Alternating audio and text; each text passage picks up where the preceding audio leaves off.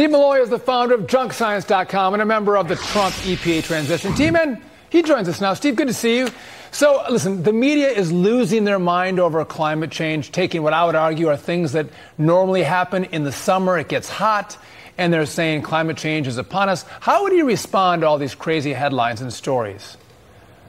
Well, look, it's been an unusual summer. There's no question about that.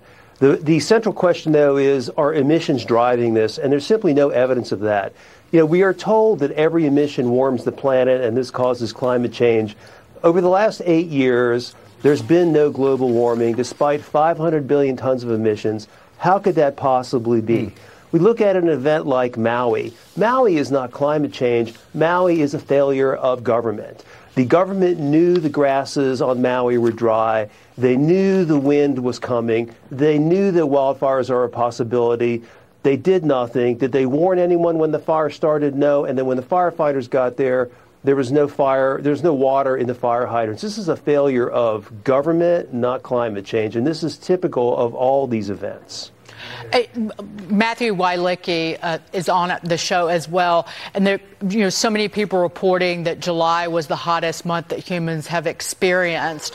But if you look into the research, the original UN report said that the Western Europe, China, and Japan were a few degrees warmer in July during the mid-Holocene than in recent decades. So if we've only warmed 0.5 degrees since then, how is today warmer if it was a few degrees warmer during the mid-Holocene era?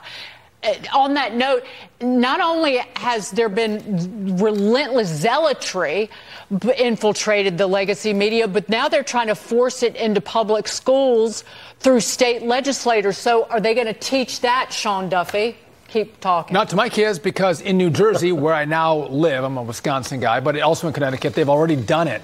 And now a new bill introduced where else but California would require schools to, quote, emphasize the causes and effects of climate change as soon as possible. New York, they also might jump into the game and have similar legislation. So, Steve, I don't know what the left is trying to do here. Are they trying to create fear or anxiety with our kids? Or are they just trying to create, little, climate movement activists that are going to get out of the schools and come and advocate legislatures to accomplish goals by and from the left?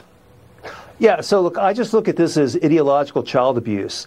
Ever since Al Gore's movie Inconvenient Truth, leftists have been in schools trying to scare children. It's causing anxiety. Some of them need to see a psychiatrist. Yeah. It's causing adults to be crazy. Last year, a guy committed suicide on the steps of the Supreme Court over climate. As to what Dagen was saying earlier about July, July is always the hottest month of the year. And, of course, July this year was the warmest July on the satellite record, which only goes back to 1979. These claims of it being the hottest month in 174 years or 125,000 years, this is just crackpots. It's science. It's not real. Right. Are they going to teach that this is all manufactured? If they're going to force this to be taught in schools, that the UN framework, which we talked about a couple of days ago, of climate change, was before any hint of warming, that there had been decades of cooling, that this was to target fossil fuel companies because all these left-wing nuts in power, they just want more power. And so this was manufactured. Right. This has always been about control. Margaret Thatcher, of all people, played a huge role in getting climate alarmism started because she wanted to break the power of the British coal unions and promote nuclear power. This has always been political. And when the Berlin Wall came down, all the left-wing activists piled on because climate is the best way to get control of the global economy. And that's what we're watching happen right now. And you can't measure it. Really? Steve Milloy. No, you can't measure it. Always a pleasure. Thanks for joining us. Thank you. Junk Science.